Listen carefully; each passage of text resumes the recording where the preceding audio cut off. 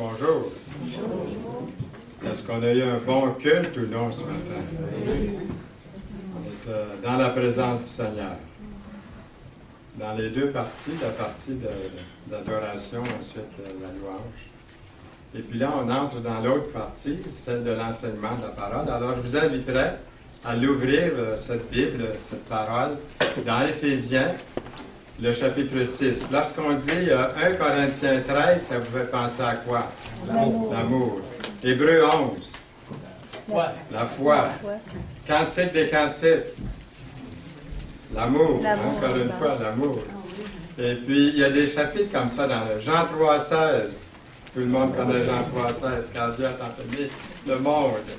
Eh bien, quand on dit Éphésiens 6, moi, quand je pense à Éphésiens 6, je pense aux armes spirituelles, l'arsenal du croyant.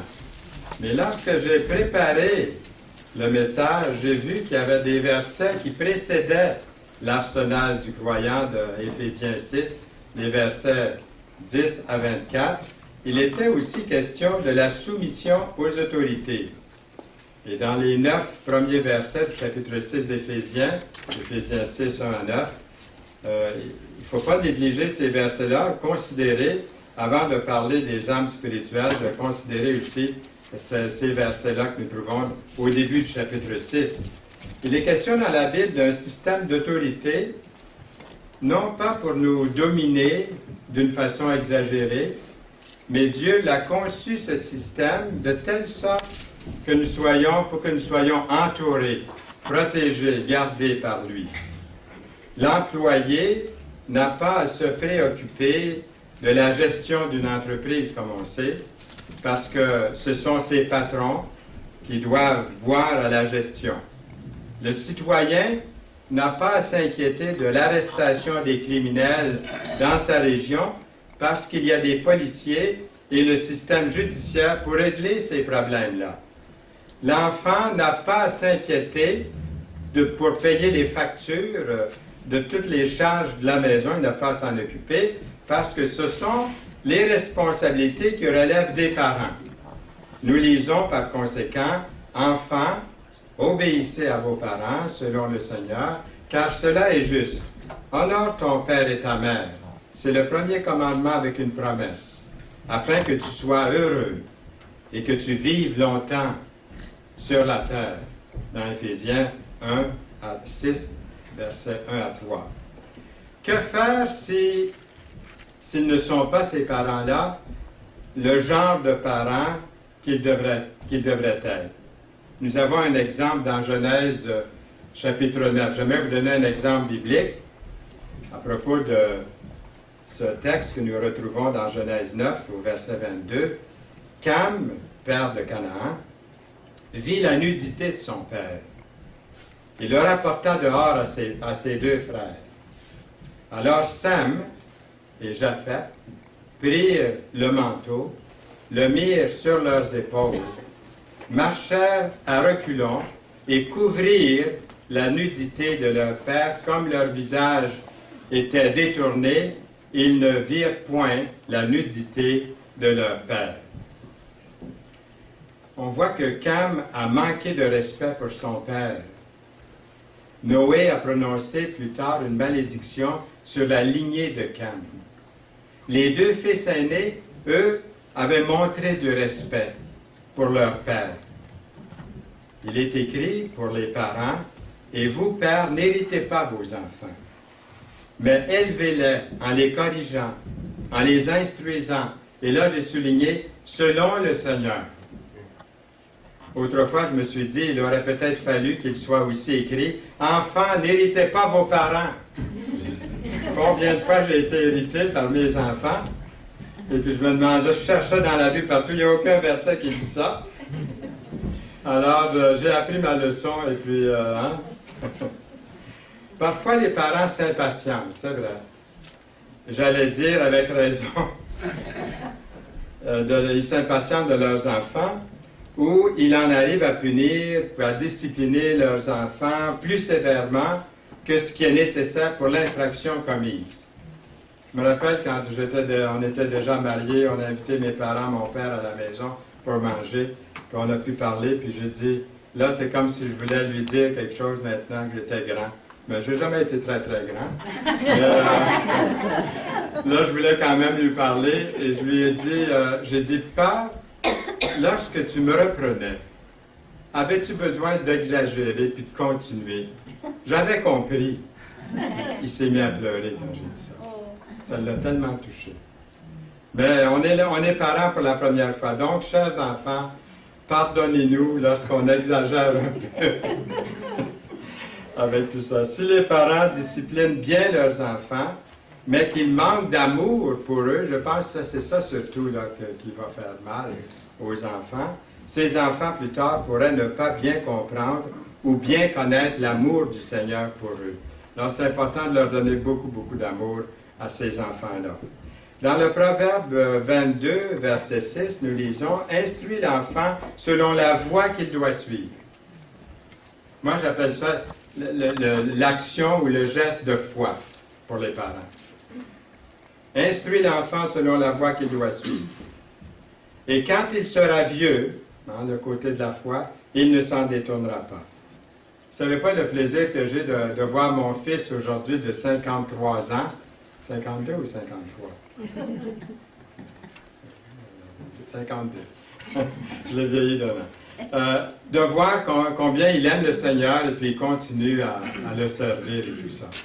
Il y a eu des fois dans sa vie, lorsque je l'ai vu, je me suis demandé, mais par la foi, nous avons mis ce verset-là. Seigneur, fais quelque chose. Et je sais que vous priez tous pour vos enfants en ce moment. Que le Seigneur puisse les sauver, ceux qui n'ont pas encore connu le salut par grâce.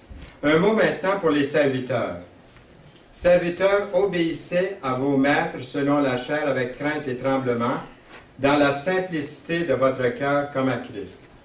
Peut-être qu'avec tremblement, on va laisser ça de côté. Hein? Quelqu'un peut-être pourrait dire, devant les patrons, serviteurs. Nous n'avons plus l'esclavage dans notre pays, merci Seigneur, mais ces versets peuvent s'appliquer à toute personne qui travaille pour une autre personne ou pour une compagnie. Dans 1 Pierre 2, les versets 13 et 14, « Soyez soumis à cause du Seigneur, à toute autorité établie parmi les hommes, soit au roi, comme souverain, soit au gouverneur, comme envoyé par lui pour punir les malfaiteurs et pour approuver les gens de bien. Nous obéissons aux autorités parce que nous aimons Dieu. C'est ça qui fait la différence. Et que nous souhaitons l'honorer, ce Dieu que nous aimons, qui nous a sauvés, qui nous a donné la vie. Nous sommes une lumière pour Dieu dans notre monde, dans notre milieu, dans notre travail, à l'école, partout. Nous lisons, est-ce la faveur des hommes que je désire ou celle de Dieu? Alors c'est Dieu que nous servons. Est-ce que je cherche à plaire aux hommes? Si je plaisais encore aux hommes, je ne serais pas serviteur de Christ. Galates 1:10. Comment Joseph, vous connaissez tous l'histoire de Joseph, comment Joseph, fils de Jacob, s'est-il comporté envers ses frères quand ceux-ci l'avaient jadis vendu? Même ils voulaient le tuer. Ils l'ont vendu comme esclave au pharaon d'Égypte. Est-ce qu'il y a eu chez Joseph plus tard rancune, haine, vengeance? Joseph semblait irrité pensez-vous qu'il semblait irrité lorsque Pharaon l'a envoyé en prison pour quelque chose qu'il n'avait jamais fait? Il est encore écrit concernant les serviteurs, non pas seulement sous leurs yeux, comme pour plaire aux hommes, mais comme des serviteurs de Christ, qui font de bon cœur la volonté de Dieu. Servez-les avec empressement. Peut-être quelqu'un va dire avec empressement, je pourrais bien laisser ça de côté. Mais servez-les avec empressement. Comme servant le Seigneur. Encore une fois, c'est à souligner. C'est pour le Seigneur. Comme servant le Seigneur. Le patron ne le sait pas, mais vous servez le Seigneur. C'est lui votre vrai patron. C'est pour plaire à Dieu. Le patron ne le sait pas, il n'a pas besoin de le savoir, mais il va dire, il y a quelque chose, ce gars-là, qui n'est pas comme cette femme-là, qui n'est pas comme les autres. Sachant que chacun, soit esclave, soit libre, recevra du Seigneur selon ce qu'il aura fait de bien. Un mot maintenant pour les patrons, il ne fallait pas les laisser de côté. Et vous, maîtres, agissez de même à leur égard. Et abstenez-vous de menaces, sachant que leur maître et le vôtre est dans les cieux, et que devant lui, il n'y a point de favoritisme. Éphésiens 6, verset 9. Parce que Dieu a permis qu'il y ait certains domaines où il y a des gens en leadership et en autorité, ne signifie pas qu'ils doivent abuser de ce pouvoir qu'il leur a attribué. Tout comme les parents pour les enfants, qui les supervisent et qui en prennent soin, ils prennent soin des enfants, de même pour toute autre personne en matière de leadership, ils doivent aussi prendre soin de ceux et celles dont ils ont la responsabilité. Tous ceux et celles qui sont sauvés hériteront la vie éternelle. Que vous ayez été esclaves, serviteurs, parents, maîtres, hommes ou femmes, Dieu ne fait pas de favoritisme. Devant Dieu, nous sommes tous des pécheurs perdus qu'il est venu sauver. Il est venu donner sa vie dans la personne du Fils de Dieu. Jésus est Dieu. Et il a autorité sur tout l'univers. C'était beau ce matin lorsque quelqu'un a souligné que c'est tout l'univers qui va venir rendre gloire à Dieu. On ne connaît pas la fin. Les hommes de science ne connaissent pas la fin de l'univers. Lorsqu'ils essaient de trouver la fin, qu'est-ce qu'ils trouvent? Un autre univers encore plus grand derrière tout ça. C'est incroyable. Moi, la tête me craque quand j'essaie de penser à tout ça, parce que c'est tellement grand. Jésus est Dieu, puis il a l'autorité sur tout ça. Mais lorsqu'il est venu en personne sur la terre, il s'est humilié. Il s'est humilié. Il s'est humilié en devenant serviteur de tous. Dans Jean 13, verset 16, nous lisons en vérité, et lorsque ça dit 2 fois en vérité, vous êtes aussi bien d'écouter puis d'assimiler. En vérité, je vous le dis, le serviteur n'est pas plus grand que son Seigneur, ni l'apôtre plus grand que celui qui l'a envoyé. Nous pouvons prier pour ceux et celles en autorité pour qu'ils aient plus de sagesse, qu'ils aient plus d'amour, de miséricorde, pour gérer avec droiture. Si nous obéissons à nos parents et que nous leur rendions hommage, Dieu bénira. Nous n'avons pas à nous soucier de plaire aux gens parce que nous voulons plaire à Dieu. Et de tout faire comme si c'était pour Dieu, comme si c'était pour lui. Maintenant, on peut passer aux armes spirituelles. Mettez votre arsenal à disposition. On commence maintenant avec Éphésiens 6, les versets 10 à 24. Très peu de gens vivent vraiment, vous allez peut-être être d'accord avec moi, les gens ne vivent pas dans le moment présent. Ils vivent pour quelque chose qui est à venir et puis ils trouvent des fois que ça passe vite, mais ils trouvent que c'est long quand on attend quelque chose qui ne vient pas. Ou on pense au bon vieux temps. Très peu de gens vivent vraiment le moment présent. Vivez le moment présent, assis ici, à écouter la parole de Dieu, à louer Dieu. C'est des moments privilégiés que le Seigneur nous donne. La plupart des gens se rendent compte que dans la vie, ça prend de la planification, de la préparation pour réussir, puis pour être efficace. Les personnes qui remettent à plus tard, comme on le sait, ou qui prennent du retard dans leurs préparatifs, se retrouvent souvent pressés, stressés, par manque de temps. Vous est-il arrivé d'être en retard dans la préparation de quelque chose, de votre travail, d'être vraiment en retard? Comment vous êtes-vous senti? C'est stressant, c'est fatigant, c'est lourd. Ça m'arrive quelquefois de faire la même expérience. Est-ce que ça vous est déjà arrivé que vous aviez bien planifié, pris de l'avance dans votre travail, et que vous aviez obtenu un travail bien fait? Comment vous êtes-vous senti à ce moment-là? Quand vous arrivez au vendredi ou au samedi, là, et puis que vous arrivez au samedi, puis que vous dites « Hey, mon travail est à date. J'ai tout mis à date. » Et puis c'est un sentiment merveilleux.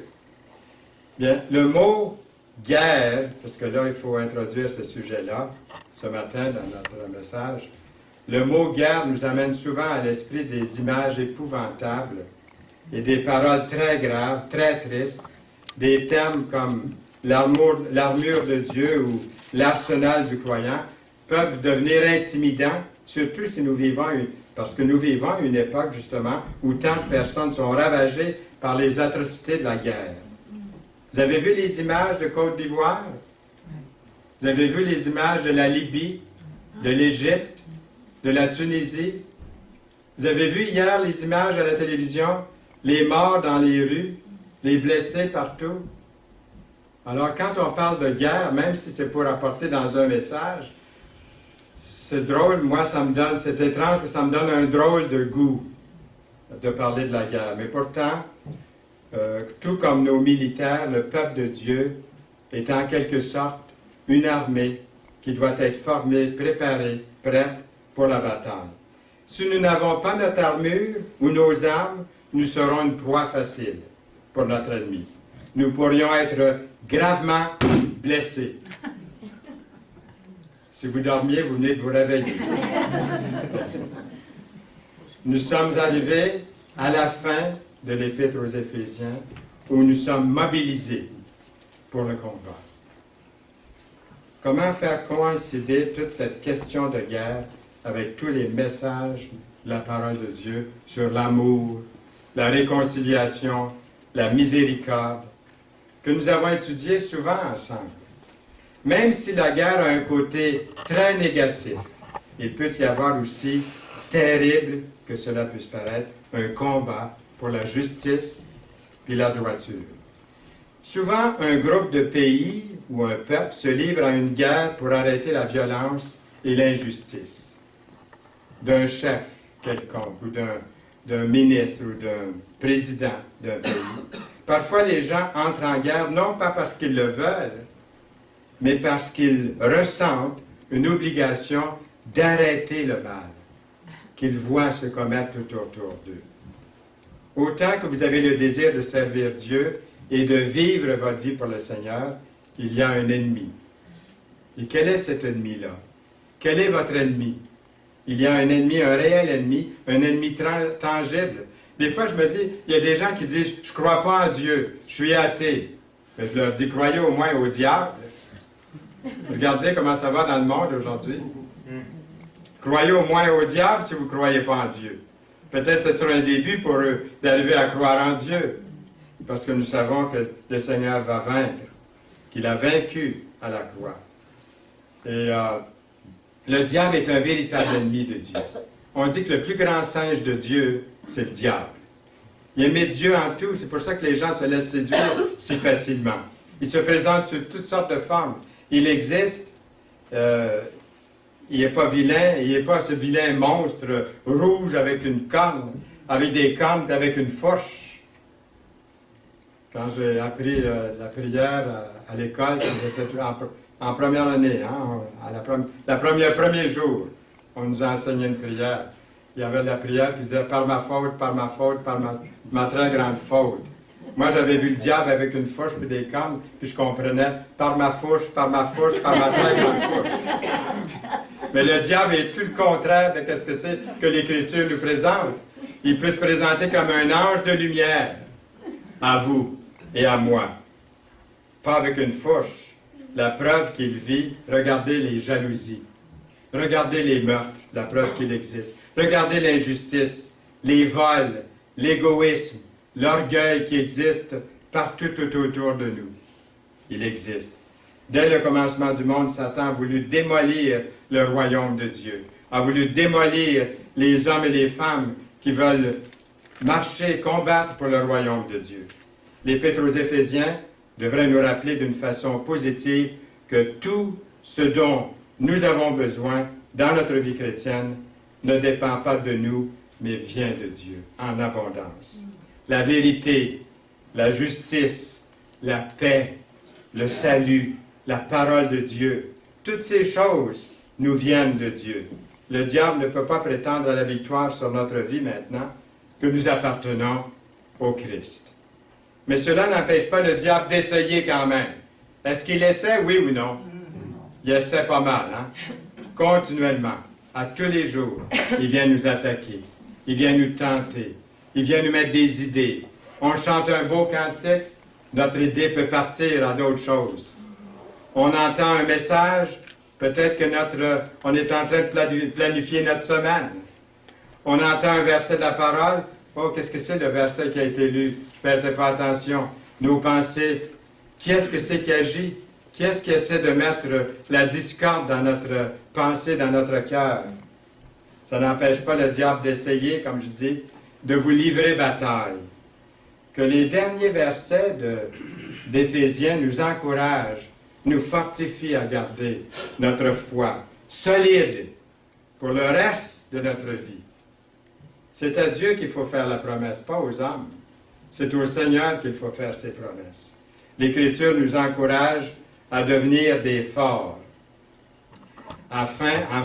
Devenez forts avec la force très puissante du Seigneur. Prenez avec vous toutes les armes de Dieu pour pouvoir résister aux pièges de l'esprit du mal. Dans Éphésiens 6, 10 et 11. Non, ce n'est pas contre des êtres humains que nous devons lutter, mais c'est contre des forces très puissantes qui ont autorité et pouvoir. Nous devons lutter contre les puissances qui dirigent le monde de la nuit, contre les esprits mauvais qui habitent entre le ciel et la terre. On était surpris, Yolande et moi, lorsqu'on a lu la fin du verset 12, qui habite entre le ciel et la terre. Dans d'autres versions, c'est dit un peu différemment. J'utilise la nouvelle version c'est quoi? Nouvelle édition de Genève. Nouvelle édition de Genève. Je ne voulais pas prendre le temps de regarder au début de la Bible. C'est ce que j'utilise comme... c'est une version de 1979. Donc, nous avons ce beau verset dans Éphésiens 6, 12. Nous avons aussi « Devenez forts avec la force très puissante du Seigneur » au verset 10.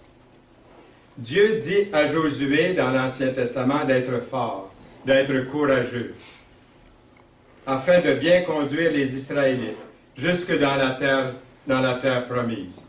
Lorsque nous voyons des films des films bibliques, souvent qui viennent de Hollywood ou qui viennent d'ailleurs, les Moïse, les Josué, les Gédéon, tous les grands personnages bibliques, Hébreux 11, hein, ils nous sont présentés comme des beautés, comme des athlètes.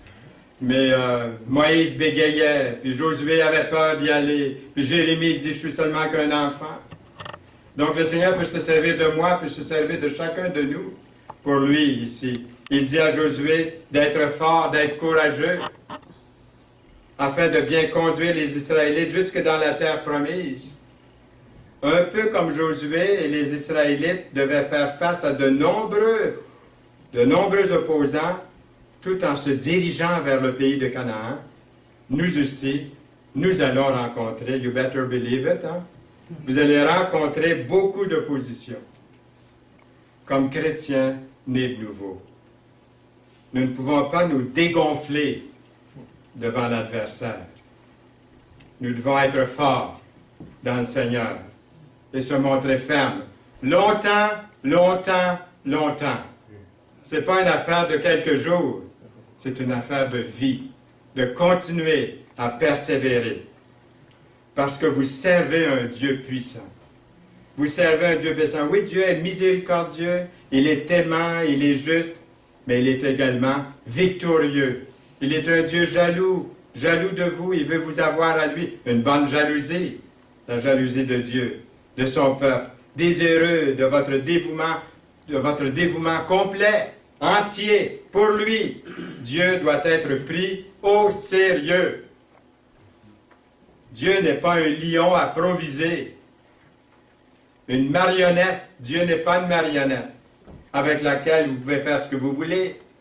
On ne peut pas contrôler Dieu. Dieu n'a pas à rendre compte à l'homme de ses actions. Notre Dieu est au ciel, il fait tout ce qu'il veut. Psaume 115, verset 3.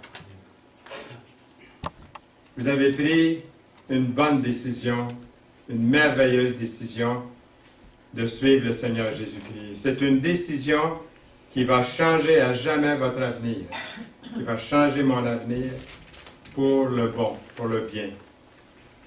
Lorsque vous serez peut-être un peu découragé ou que vous commencerez à douter de votre décision de suivre le Seigneur, comme ça m'est déjà arrivé, de dire, ça sert à quoi? Ça sert à quoi? Je dis souvent au Seigneur, merci de m'avoir permis de vivre encore un petit peu plus pour pouvoir apprendre. Et je souhaite la même chose pour chacun de vous, qu'on puisse continuer à apprendre, que je puisse continuer à apprendre. J'ai tellement de choses à apprendre, mais rappelons-nous qu'il n'est pas seulement notre salut, mais il est aussi notre force, notre énergie, notre puissance. Regardez ce beau verset, Psaume 18, verset 2. Éternel, mon rocher, ma forteresse, mon libérateur, mon Dieu, mon rocher, où je trouve un abri, mon bouclier, la force qui me sauve, ma haute retraite. Lorsque le psalmiste a écrit ça, je ne pense pas qu'il s'est dit qu'est-ce que j'écrirais pour que ça paraisse bien, que ce soit beau, là. Il avait vraiment tout expérimenté ça, lui. Quand il a écrit le mot, le Mont Rocher, là, il disait ça, c'est quelque chose de solide. Hein? Quand il a dit ma forteresse, puis pourtant il avait été attaqué de toutes les façons, il a dit, comme j'ai été protégé, il est vraiment ma forteresse. Il est vraiment mon abri. Mon bouclier, lorsque j'ai eu des flèches de l'ennemi, il m'a vraiment protégé. Il est la force qui me sauve, ma haute retraite. Devenez fort contre le diable. Résistez au piège de l'esprit du mal, nous avons lu au verset 11. Le diable ou Satan ne veut pas que vous réussissiez. Il est très content quand le peuple de Dieu ne vit pas pour Dieu. La Bible compare Satan à un lion rugissant qui cherche à éloigner les chrétiens loin de Dieu. Nous lisons dans 1 Pierre 5, 8 et 9, « Soyez sobres, veillez. Votre adversaire, le diable, rôde comme un lion rugissant, cherchant qui il dévorera. Résistez-lui avec une foi ferme, sachant que les mêmes souffrances sont imposées à vos frères dans le monde. Vous n'êtes pas seuls à vivre ce que vous vivez. D'autres le vivent aussi.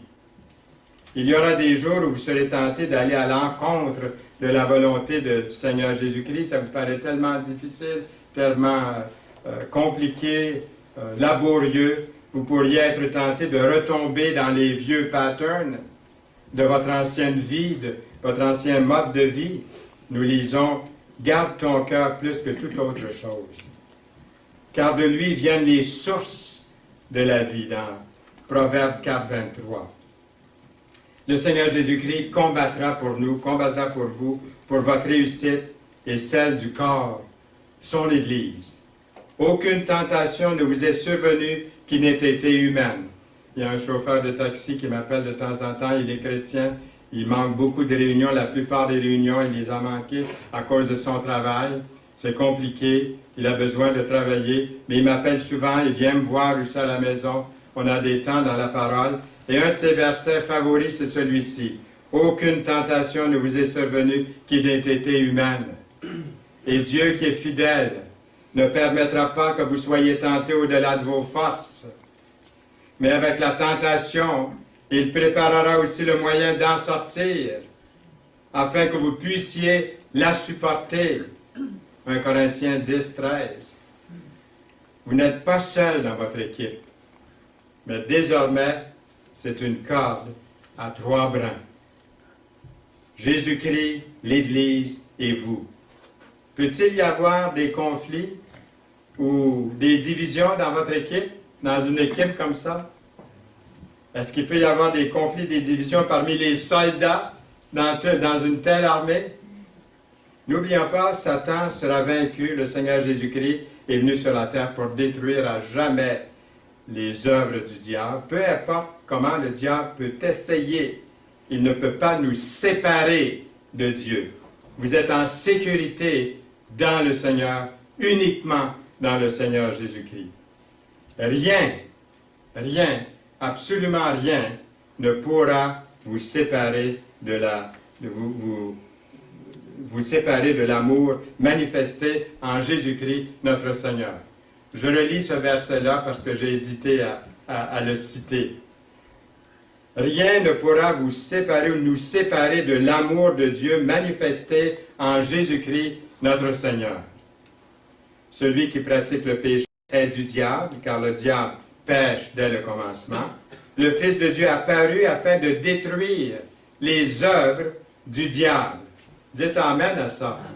Hein? 1 Jean 3, 8. Résistez avec l'armure de Dieu. C'est pourquoi prenez toutes les armes de Dieu. Ainsi, dans les mauvais jours, vous pourrez résister. Et après avoir bien lutté, vous resterez debout. Éphésiens 6, verset 13. Quand j'étais plus jeune, j'ai été sauvé, j'ai accepté Jésus comme mon sauveur personnel à l'âge de 11 ans. Et quand j'étais plus jeune, il y a eu les persécutions. Ici au Québec, c'était pas facile de s'identifier comme chrétien. Donc il y avait des persécutions, il y avait des difficultés. Et même dans la vie chrétienne, en rentrant dans l'adolescence, je voyais que c'était difficile. J'avais besoin de toutes les armes de Dieu pour lutter, pour rester debout. Et puis, j'ai pensé à l'époque, quand j'étais plus jeune, entre 11 ans et peut-être 20 ans, je me disais souvent, vaut mieux avoir les épreuves maintenant, de faire face aux tentations maintenant, puis de résister pour qu'un jour je sois délivré complètement de tout ça, puis que ça aille tout seul, que ça aille bien. Est-ce que j'ai été désillusionné? Un petit peu, parce que ça continue, hein? À tous les jours d'aller auprès du Seigneur. C'est pas la victoire, elle se fait à mesure qu'on avance. Et puis, la Bible utilise des images vraiment puissantes. Bien que notre armure militaire aujourd'hui soit différente, elle est différente de nos jours, vous pouvez vous imaginer un soldat, autrefois, qui se revêtait, je pense à David, qui ne voulait rien savoir de l'habillement du soldat, ça devait peser une tonne, ça, sur le dos. Il dit, moi, j'y vais comme ça, là, je suis habillé, là, pour aller à la guerre avec sa fronde, et puis, hein. C'est incroyable, hein, même aujourd'hui, vous avez vu les soldats? Hein, ils ressemblent à des gens de l'espace, là, je sais pas, la science-fiction.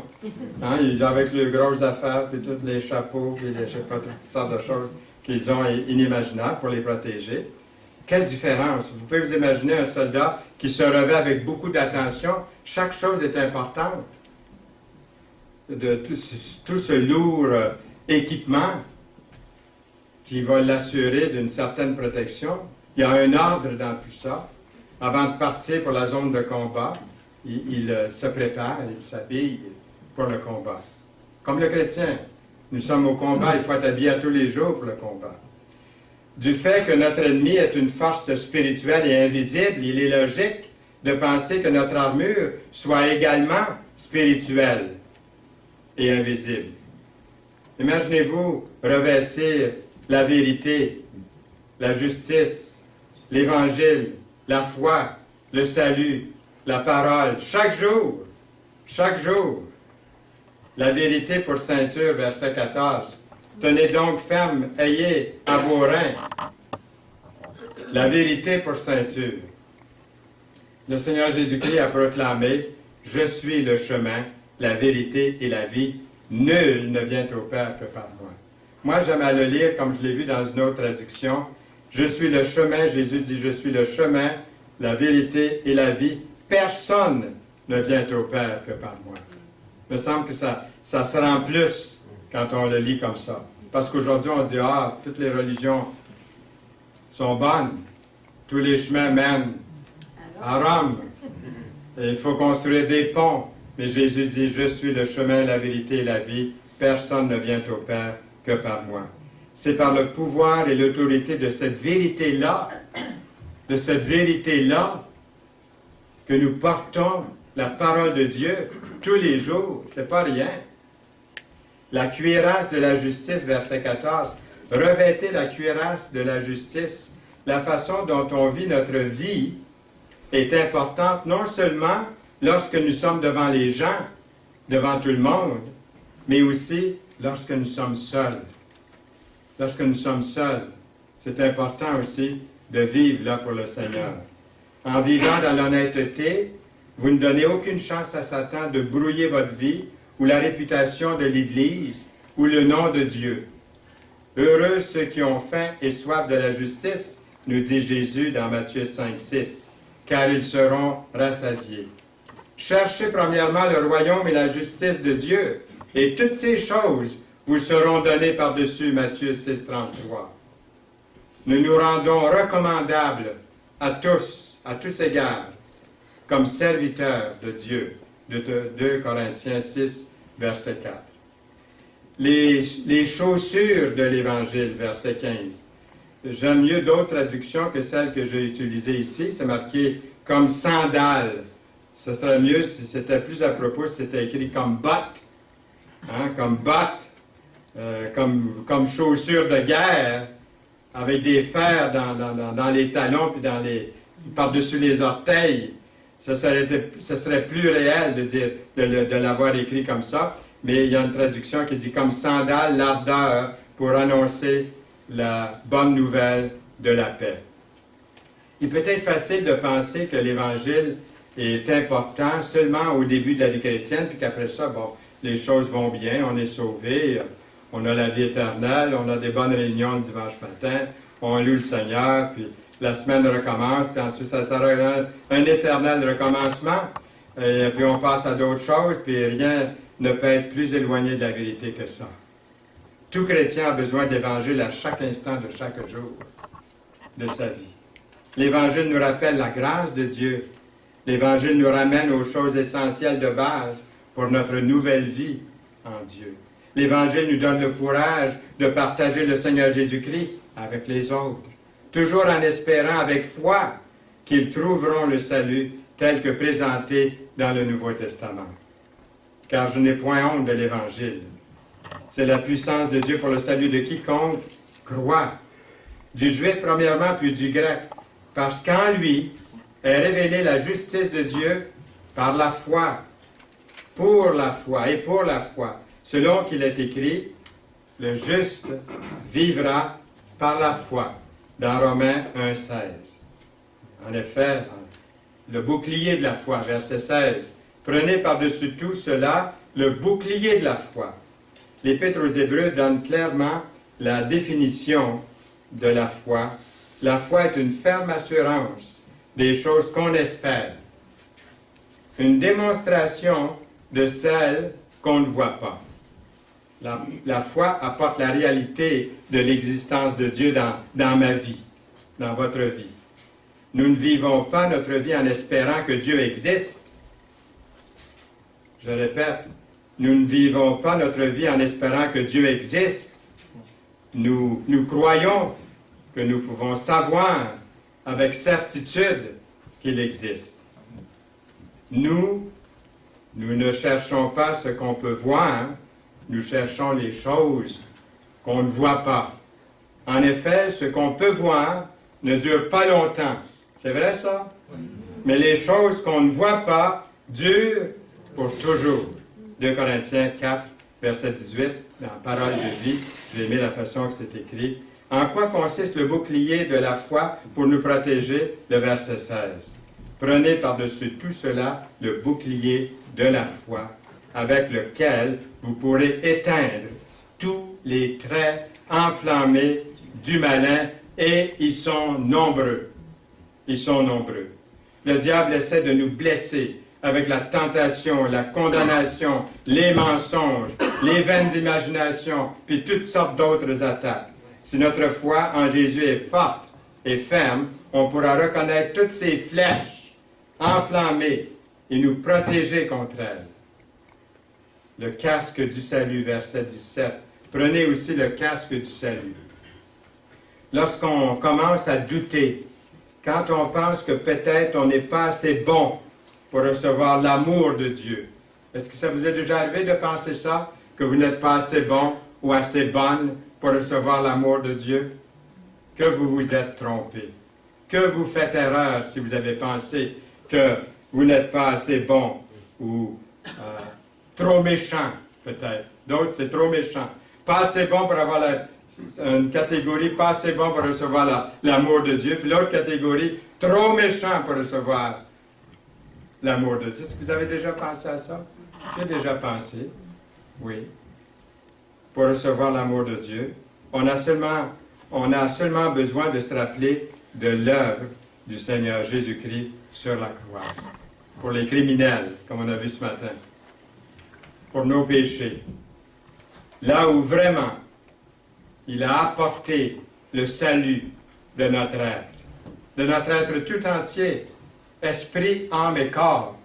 Le corps n'est pas encore transformé, mais il va l'être. Le corps que vous avez, un jour vous allez l'avoir, hein? Il va être extraordinaire. Il n'y a rien qui peut... il va être comme celui du Seigneur que le Seigneur a présentement. Il est le seul qui a ce corps présentement. Il n'y en a pas d'autre que Jésus. Il l'a eu à la résurrection. Un jour, nous allons tous être enlevés ou transformés à son image, exactement comme lui, dans notre corps. Et avez-vous déjà pensé à ça? Ça va être absolument incroyable, merveilleux. Il a apporté le salut à notre être tout entier. Le salut nous met à l'abri des pièges du diable. Le salut nous assure une place de choix dans le royaume de Dieu. En lui, vous aussi, après avoir entendu la parole de la vérité, l'évangile de votre salut, en lui vous avez cru. Et vous avez été quoi? Scellés. Soulignez ce mot-là dans votre Bible, vous avez été scellés du Saint-Esprit qui avait été promis. Éphésiens 1, verset 13. Les gens vont porter un casque pour se protéger la tête. Les bicyclettes sont sorties, là. Les motocyclettes aussi. Puis là, on en voit de ces casques-là, des casques semblables. Si quelqu'un se blesse à la tête, c'est toujours grave. C'est toujours grave. En particulier, dans certaines activités. Vous avez vu au hockey ces derniers temps, on en parle beaucoup, là. Même avec un casque, ils se sont blessés. Tels que certains sports, comme le hockey, j'ai mentionné, mais aussi il y a des travaux de construction. Il y a la moto aussi.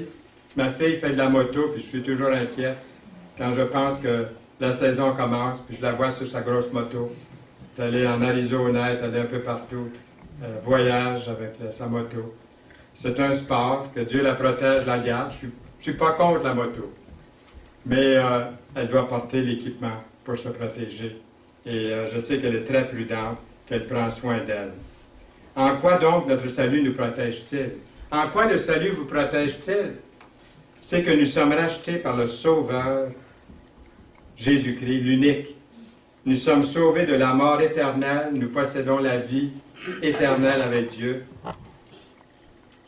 Car la grâce de Dieu, source de salut pour tous les hommes, a été manifestée. Tite 2:11. Et finalement, nous avons l'épée de l'Esprit, le verset 17. L'épée de l'Esprit qui est la parole de Dieu. Une des armes puissantes dans notre vie est la parole de Dieu. Cette étude dans le chapitre 6 d'Éphésiens n'est pas le début pour explorer, n'est que le début, je devrais dire, pour explorer puis développer ce que la Bible a à dire sur notre nouvelle vie. Une personne peut posséder une arme, mais sans jamais être formée sur la façon de l'utiliser correctement, cette arme-là. Sans cette formation, l'épée est inefficace dans la bataille.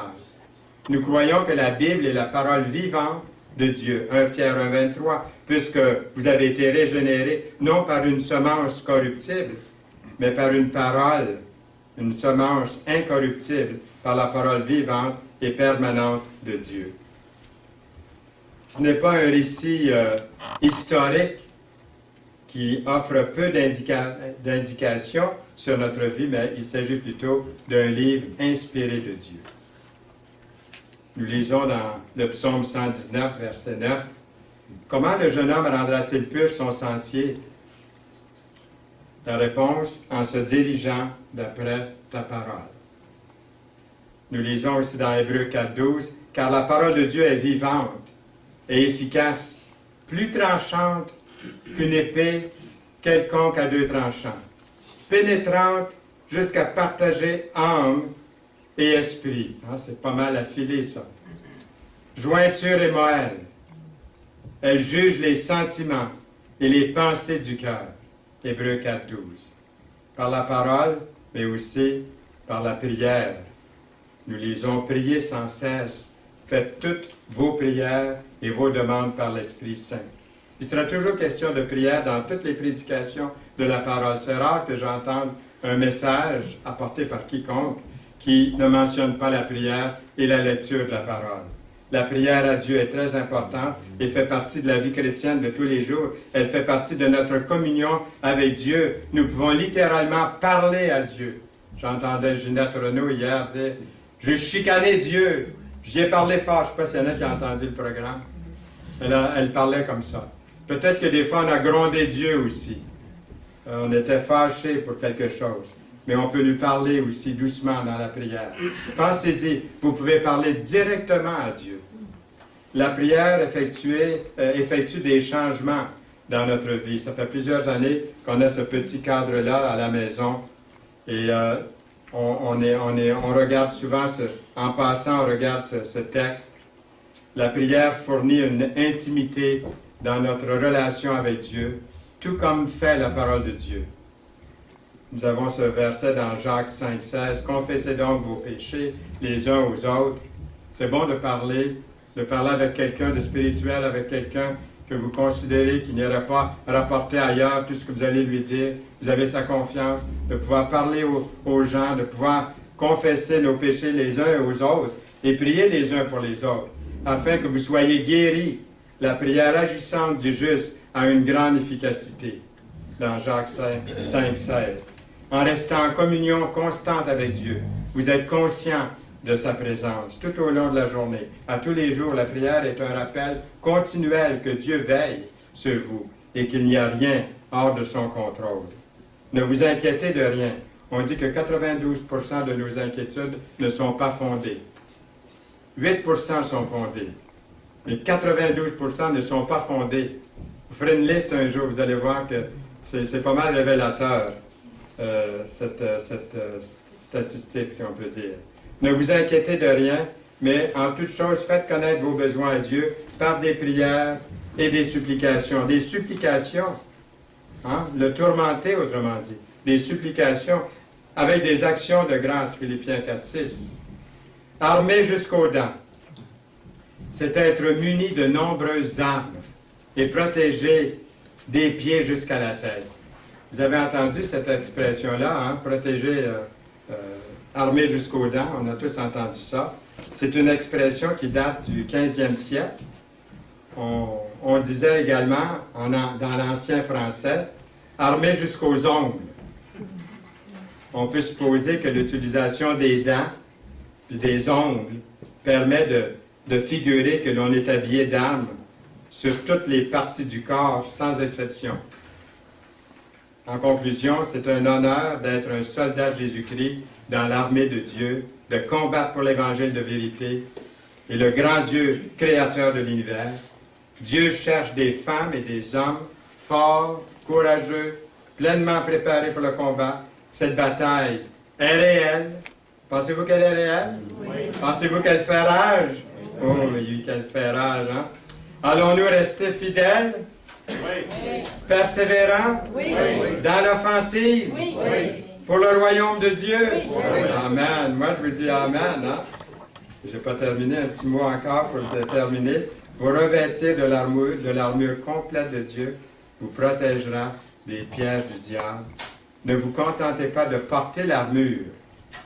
C'est beau, ça reluit. C'est pas sali encore. C'est beau de la porter, l'armure. Mais soyons toujours prêts à l'utiliser. L'Épître aux Éphésiens se termine par ces merveilleuses paroles. Que la grâce soit avec vous, avec tous ceux qui aiment. Aimez-vous le Seigneur Jésus-Christ? Oui. Alors, tous ceux qui aiment notre Seigneur Jésus-Christ d'un amour inaltérable. Amen. Amen. Seigneur, merci pour ta parole, pour ce beau chapitre que nous connaissons comme le chapitre des armes spirituelles du chrétien, mais il y avait ces quelques versets au début qui nous parlent d'être soumis aux autorités. Merci pour ce message aujourd'hui de ta parole et qu'elle puisse, cette parole, continuer à pénétrer dans nos cœurs pour ta plus grande gloire. Au nom de Jésus-Christ. Amen. Amen.